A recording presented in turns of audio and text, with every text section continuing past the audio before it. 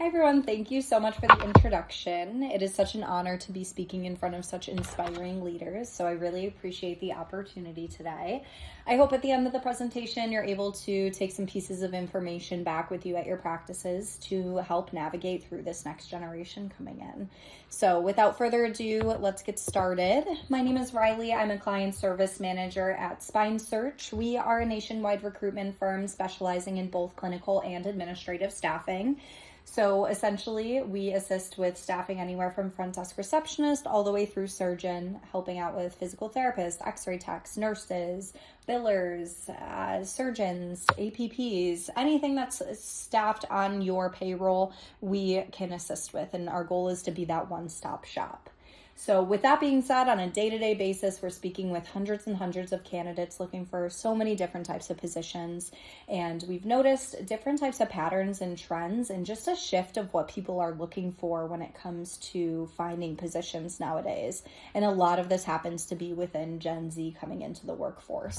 So why are we even speaking about this? Why does this matter? And what's happening at this time? We've noticed that the workforce as a whole is experiencing a crazy amount of turnover. So people aren't staying in jobs as long as they used to. People are looking for growth opportunities quicker than ever before, and burnout is occurring. And we notice all of this as well as the staffing shortages that I'm sure everybody has also noticed within their space. Gen Z is this next generation that's coming into the workforce, if not that they are already in it. And there's no hiding from it, and our goal as leaders is to find a way to retain and eliminate these shortages that you're having and eliminate the turnover occurring in your practices as well.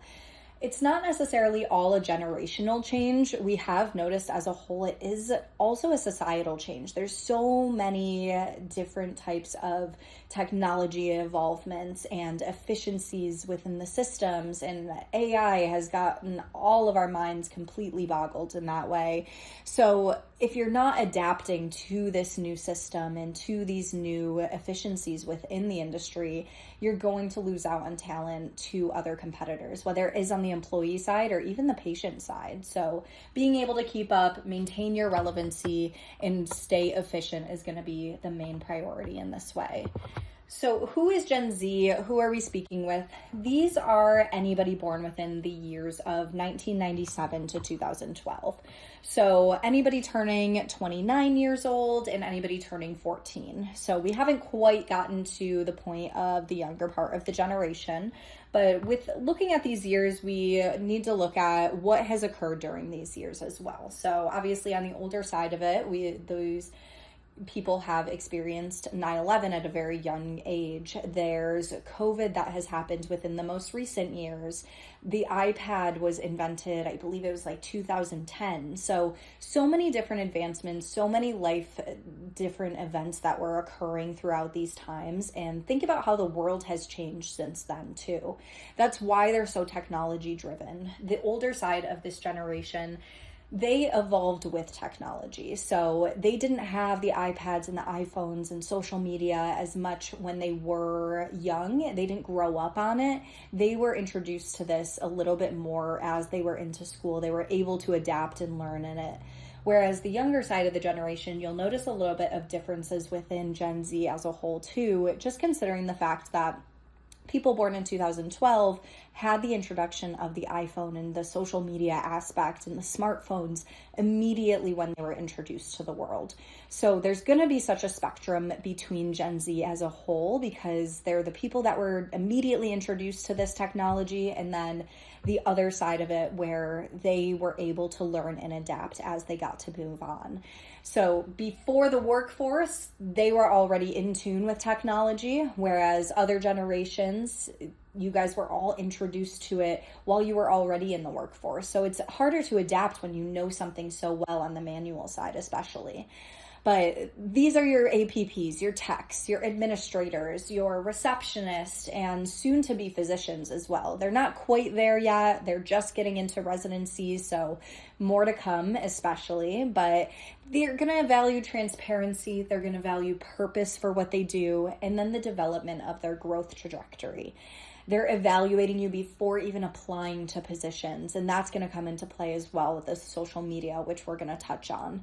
So they're going to want to know very clear expectations. I'm going to say that probably a million times throughout this presentation, but it is one of the main factors and priorities within this next generation, especially. So as we discuss different trends influencing within the orthopedic workforce, we're transitioning from different types of culture. So we're talking about the burnout driven versus purpose driven. Burnout driven is, for many different generations, they're motivated by pressures. They're motivated by the urgency to needing things done, the deadlines, the different task-based in situations, the demands. They almost like the stress to be productive and be able to check things off their list. We haven't seen much of this within the new generation coming in. They're very about that work-life balance and very purpose-driven. They want to know the clarity behind what they're doing. They want to know the meaning. They want to know that you're sharing goals and your ultimate vision and be a part of the bigger picture. The good thing is within healthcare, there is a bigger picture when it comes to patient care and everything. So being able to explain to somebody why a receptionist is so important to your practice and how it does ultimately assist with that patient care aspect is going to allow them to really understand the value of their work. There is going to be more and more transparency around pay, schedules, and culture. So we notice that even on job descriptions, which we'll talk a little bit about as well, you're going to see that pay is automatically listed there. The schedule, there's going to be specifics in that regard, and even the culture, being able to exemplify exactly what happens within your practice.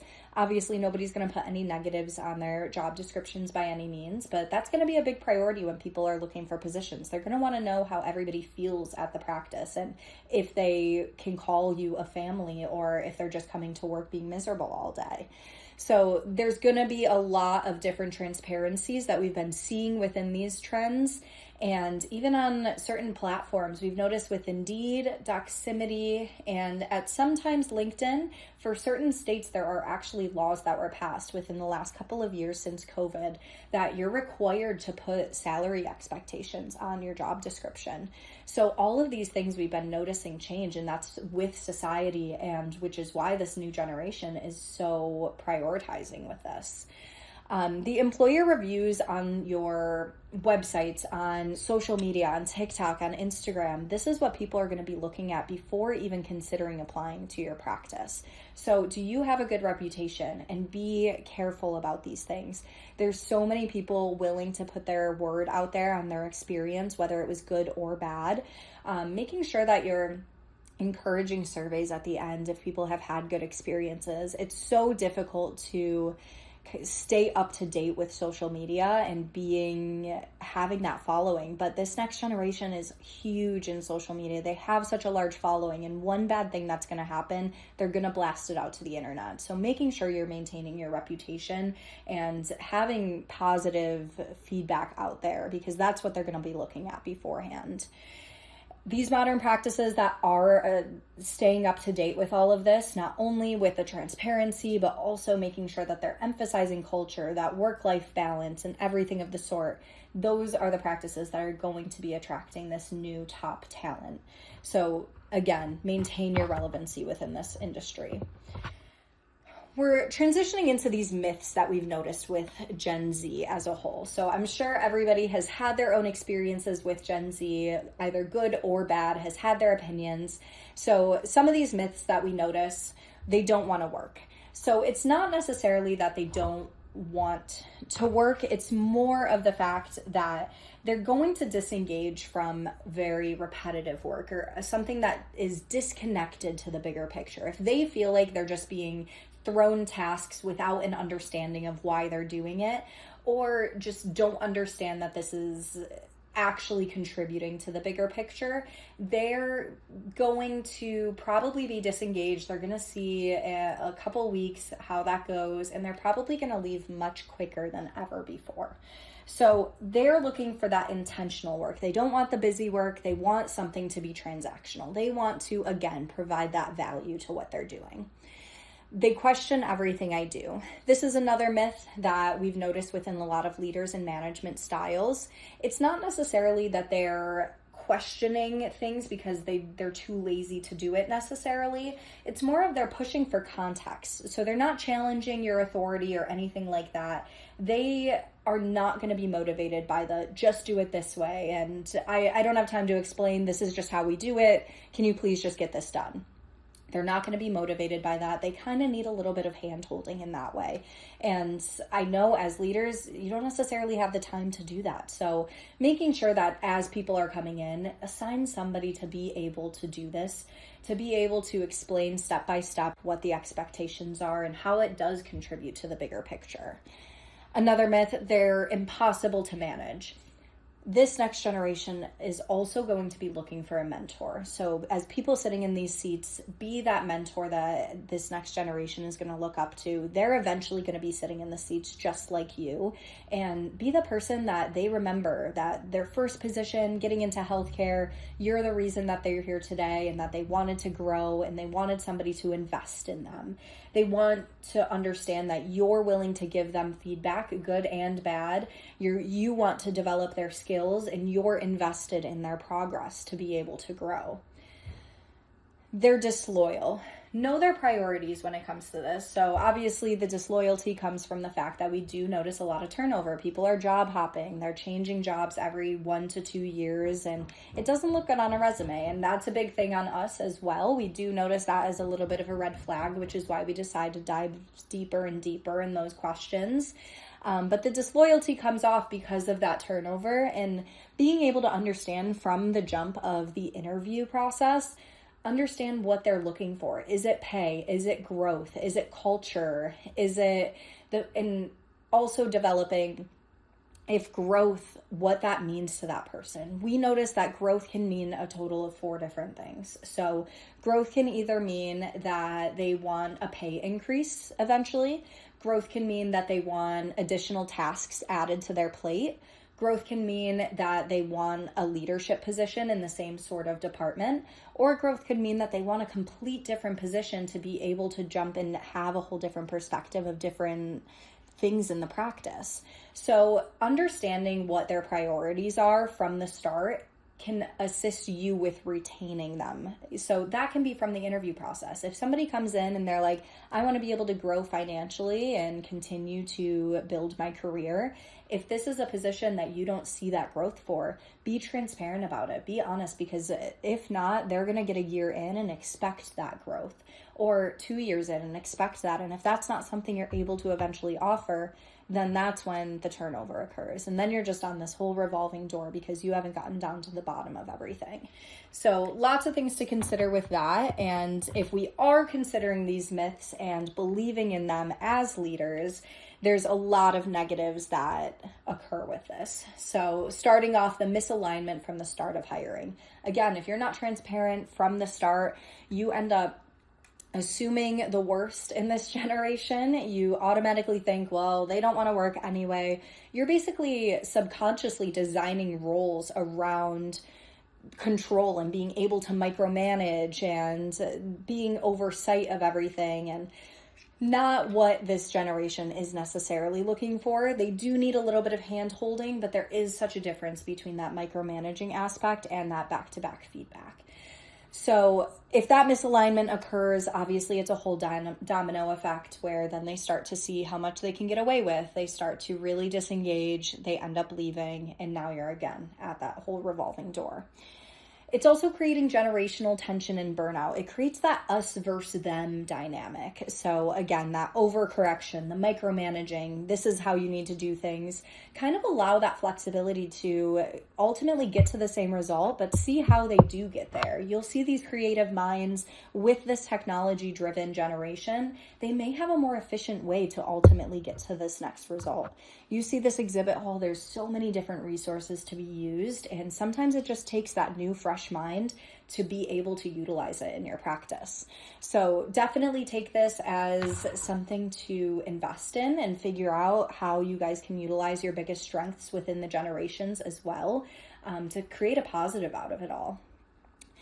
Again, disengagement and early turnover, and you're essentially masking the way that your leadership style and culture problems within your practice could be. So if you notice that you've had so much turnover within this new generation coming in, you just can't quite figure out how to fix it, kind of make sure you're doing those exit surveys and figuring out the source of everything. Again, you're going to have those outliers that some of these myths do apply to and everything, but make sure that you're avoiding the situation of all of these people are leaving for the same reason. Is this a practice issue that we have to address? And be able to come up as a team to figure out if it's a cultural thing. We'll talk a little bit on the culture aspect of it all, which of course, I'm sure you've heard a million different talks on that, but it really is so important, especially bringing in new people into the workforce. Gen Z as a whole, what do they actually want when it comes to work? So again, clear expectations of their schedule, of their work.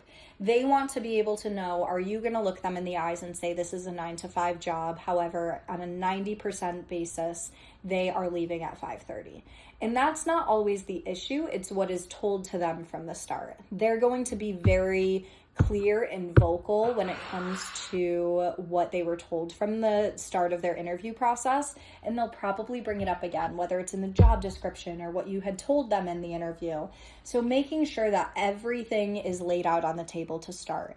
Hey, our office is open from 9 to 5. However, considering healthcare doesn't always go as planned and everything, I would say that the majority of the time, all of our employees are out by 5:30.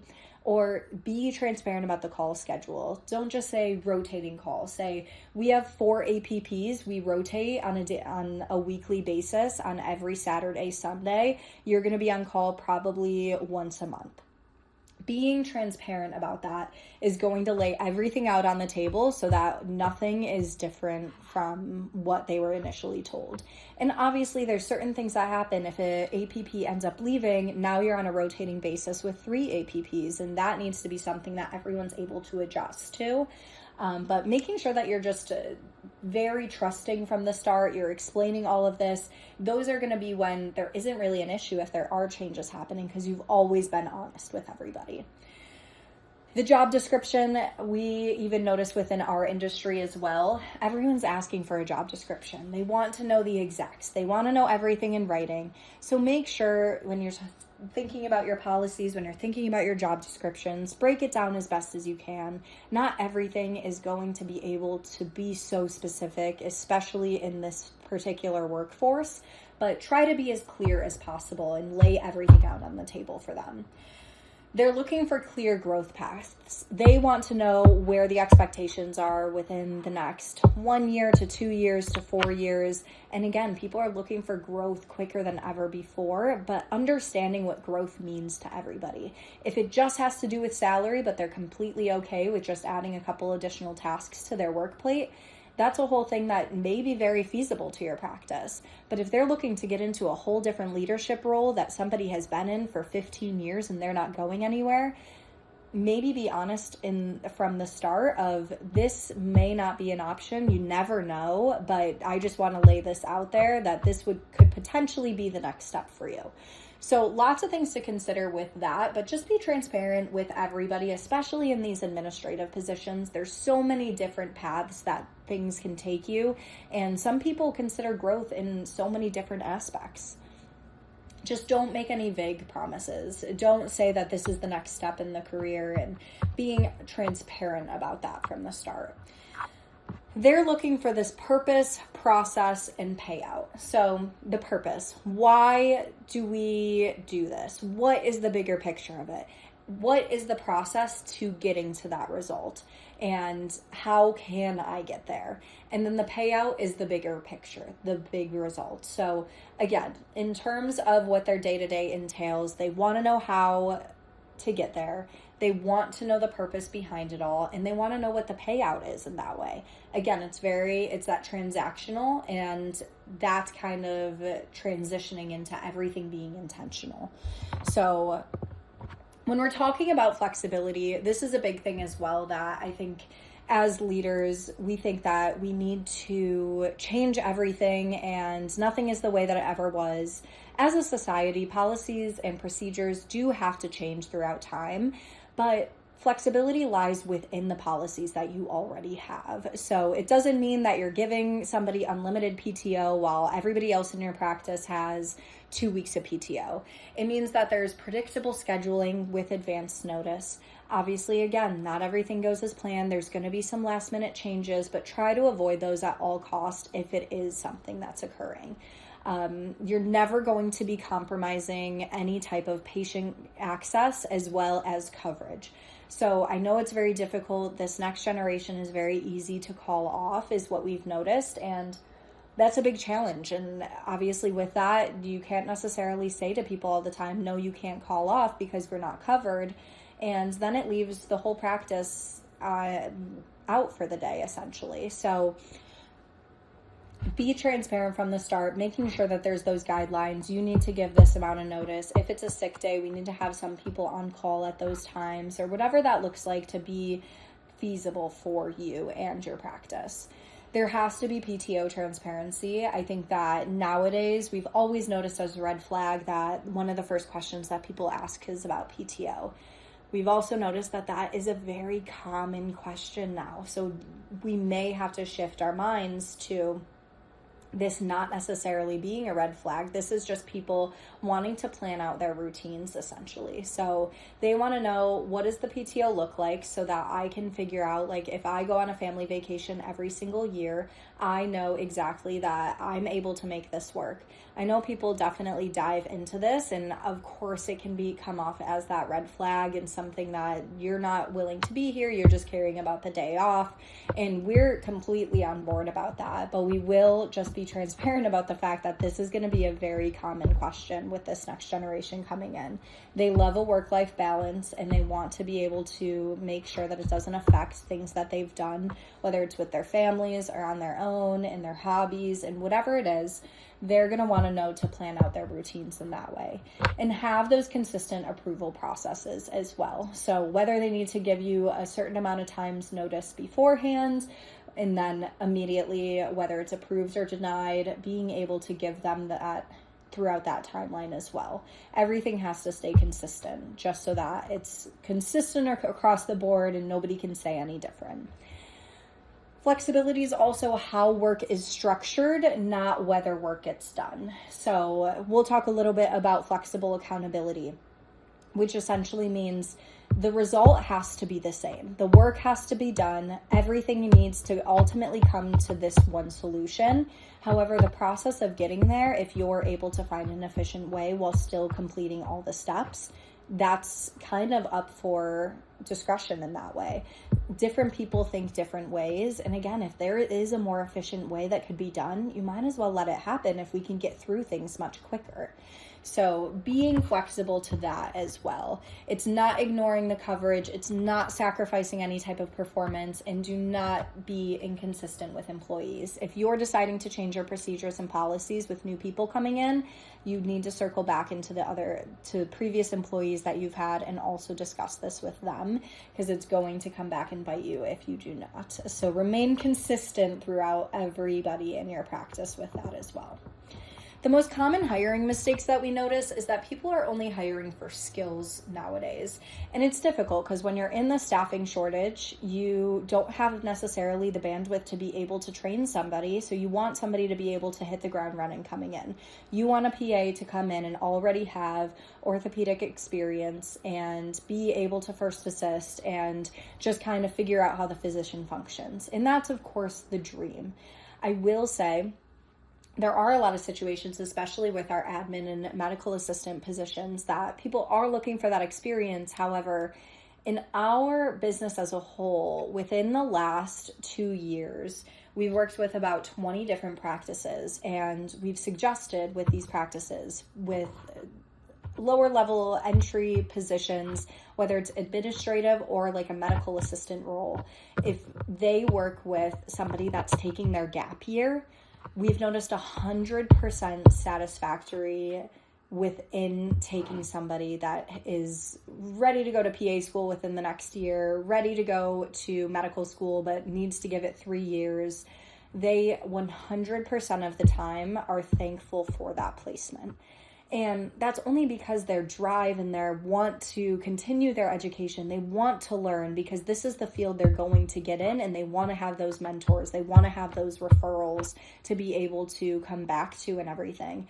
They understand the importance of being in this industry.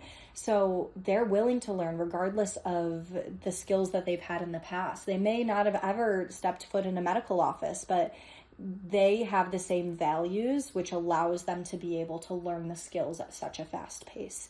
And of course, it's very difficult to start from scratch and be able to take the time and train somebody, but they pick everything up very fast. So consider for some of your medical assistants that you might be dealing with a lot of turnover.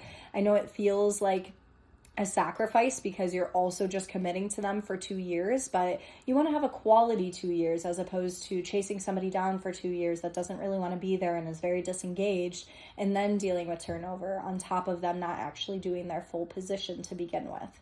So lots of things to consider there. Those are just some suggestions that we've noticed success with. But another common hiring mistake that we've noticed is assuming culture will work itself out. It's never going to. If it's a problem from the start, you need to address it immediately. Bring your team together, making sure that there's a lot of involvement. Again, not a generational thing, more of a societal thing. Culture is a big factor regardless of the generation now. So bringing people in, making them feel like a family environment and wanting to come to work every day. I'm sure you've listened to a million culture talks, and we can get into a whole different presentation about that, but please do not assume that culture is going to work itself out as you weed some people out. That is a big factor. There may be 1 or 2 people causing the toxic environment, but making sure you understand the deeper roots of it. Again, overlooking values alignment. Find the people that everything aligns in terms of the values, not just the skills. Sometimes you have a very seasoned medical assistant that has 20 plus years of experience, but they may be the toxic person that comes into your practice and doesn't have the same values as everybody, and it causes a huge culture problem. So definitely consider that when interviewing. We'll talk about onboarding as well, but definitely onboarding is 100% a big factor in retention when it comes to employees. One and done interviews, it depends how you go about it, but we notice the biggest success factor when it comes to retaining employees is having an initial Zoom interview or phone interview with somebody responsible for making the decision, and then bringing them in person to be able to meet with, if it's a clinical position, meet with a physician, if it's an administrative position, whether it's meeting with HR or the administrator or whatever that looks like. And then even a third time, especially for clinical roles, being able to allow them to shadow for a half a day. I know it's difficult in terms of scheduling, but being able to understand the day-to-day expectations. They see the patient volume. They see how your employees interact with each other. They see how your physicians interact with each other and how they treat everybody else. It gives them a big idea and a big picture of exactly how a day-to-day would look like in the practice if they were to be working there. And if they decide that this is something that they're super interested in afterwards, we noticed a much higher retention rate as opposed to somebody that didn't get the opportunity to do this. One and done interviews can be effective if your first and only interview happens to be in person and you're meeting quite a few people on the team, but make sure that those are as effective as possible. They're meeting more than one person at the practice. They're understanding and taking a tour through the office and meeting the people that they would essentially report to and meeting somebody that's in their role now. Make sure that those are the most effective as possible, but we do notice a difficulty with retention when you're doing one Zoom interview and hiring somebody because nobody understands if they're aligned or not, and also has never visited the practice. So very big common hiring mistake that we did notice. When culture is an afterthought, we're talking about high-performing hires leaving within the first 1 to 1.5 years. So as leaders, you're spending way more time rehiring instead of doing your actual position. It's this revolving door of you hiring somebody, training them, getting them on their feet, and then a couple months later they decide to leave. Now you're back to square one, go through, let's say, 10 interviews, which is ultimately 10 hours of your time. If you have 30-minute interviews, I guess 5 hours of your time, which is a lot of time to take away to have this consistently happening, especially if you have more than one position open at multiple times too, because now you're interviewing for multiple things and you're not able to really focus on the bigger picture of everything. This is where teams become reactive. The burnout occurs. They're not willing to pick up any slack of the practice. There's staffing shortages consistently. So culture is extremely important, which I know that we all know, but just something that needs to continuously be addressed. So recruitment with intention. As you post your jobs, as you're considering taking everything into the interview process and everything, hire for the values, not just the skills. Consider the people that are taking gap years or anybody that has recently moved to the country. They have their visa and everything. They don't need sponsorship. I know that that can always be difficult as well, but these are the people that want to learn. They want to be in this industry.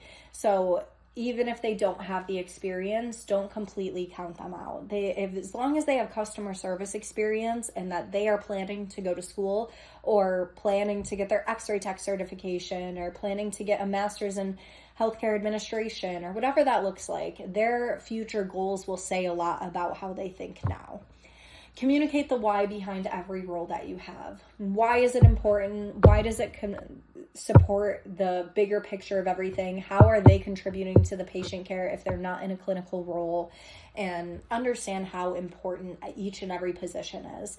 If obviously there wouldn't be a position that's to be hired for if it wasn't important. So be able to explain that to somebody. Show candidates how they're going to grow one way or another. So even as simple as a receptionist position, there are so many important aspects to that position, and see where it can go from there. Be able to emphasize that if somebody in your practice started as a receptionist and then moved to a surgical coordinator, they're now the office manager. Make sure you use those stories as examples of you guys are very big on internal growth and things like that. That goes a long way as well. And again, transparent about the expectations and the workload that's needed. So just be clear about those job descriptions. And obviously there's certain things that are going to change. And if other positions are leaving, then some people may have to take on some extra slack. Just be transparent about that and everybody will appreciate the honesty. Onboarding is retention. The first 90 days determine long-term success. So these first 90 days are going to mean everything. Be clear about what this is also going to entail. I can't tell you how many times that we've had people call and they end up leaving a job after a couple weeks because they were working at the front desk. They just weren't told that they were going to be cross-trained at the front desk. So that wasn't in their expectations. They thought that that was the role. And obviously there is the argument of why didn't that person just speak with somebody about it? And it's not always going to be the case. So being able to lay everything out on the table, this is what your 90-day plan looks like. Give them a schedule for what it's going to be. Who are they going to be shadowing? Who are they going to be reporting to? Are they going to be cross-training somewhere? They're going to expect that structure, not just guesswork. I know that it's very difficult when all of a sudden you get to work and you already know how stressful the day is going to be. And then somebody tells you that they're actually onboarding somebody today. So now a million other things are going through your mind. You have to add so many things to your plate, making sure that somebody is able to report to them and whatever that looks like, but make sure that you're not just giving them busy tasks to fill time or anything like that. Making sure that there is a structure, give them their equipment beforehand or whatever they need, set them up in the system, get their onboarding processes done, whether that's the first day or prior to the first day. Just making sure that all of this is organized will make them feel a little bit more welcome and make also the practice just look much more organized. Immediately address the value of the work. Again, this is going to be a point that you're going to have to say more than once to these people, but it's going to go a long way. Make sure that they know the importance of what they're doing. Allow for the collaboration, again, between these generations. So many people have so many different strengths, and putting them all together creates a powerhouse as opposed to tension between them. So whether they're in the same generation or not, that's just a whole cultural aspect, is put people that have strengths together in this onboarding process. Somebody comes in with this really creative way of thinking with a seasoned person that is shadowing them. Everybody might learn something in that aspect. So definitely open it up to being a positive thing and not a negative. Again, that mentorship is going to increase engagement. Be the mentor. Make sure you're invested in their growth and being able to show their skills that they're learning and give them that feedback, and also accept some feedback back as well. When it comes to job posting and everything, as we talked about the recruitment process, the language is going to matter the most. So they're going to read the tone before the responsibilities. If it's just join our practice, orthopedics, answer phone calls, check in patients, room patients, it's not going to come off very exciting to this next generation reading everything. They're going to want to read the first sentence as join our leading orthopedic practice with multiple offices and continuing to grow. You're going to take part in being the first face that patients see as they walk through the door, making them feel comfortable, answering the phone calls to direct any type of inquiries needed.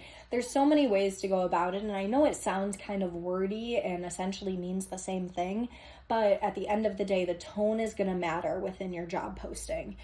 Showing that purpose-driven language from the start is going to attract those candidates as well. Making sure you're emphasizing the salary immediately, what the benefits entail, any type of growth opportunities if needed, and the culture. As physicians come into play, the first question that they're going to want to know out of fellowship is probably going to be, is there a partnership track? Or what does this mean for me? If I start just as a regular physician at your practice, what does this mean for me within the next couple of years? Does my compensation structure change? And obviously there's only so much you can include within the job posting, but just be prepared to answer those questions getting into the interview process as well.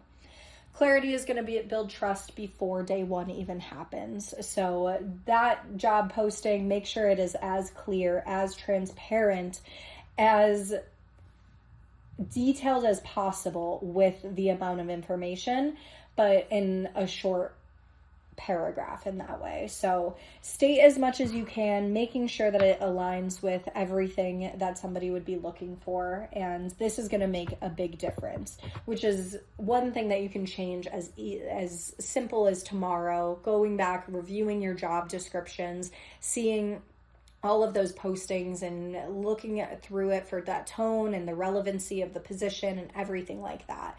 Adding any type of language around that growth, the impact that you would have, the flexibility that you may have in the practice, and definitely emphasize what you think stands out about your practice.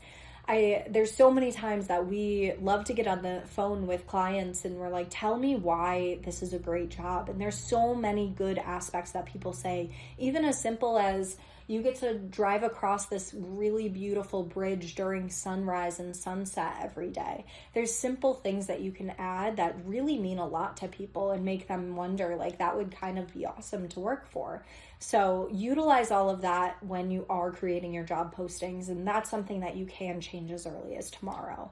Clarify the success metrics for everything that you have. So whether as simple as every check-in, check-out process has to be below 5 minutes in order for you guys to move efficiently.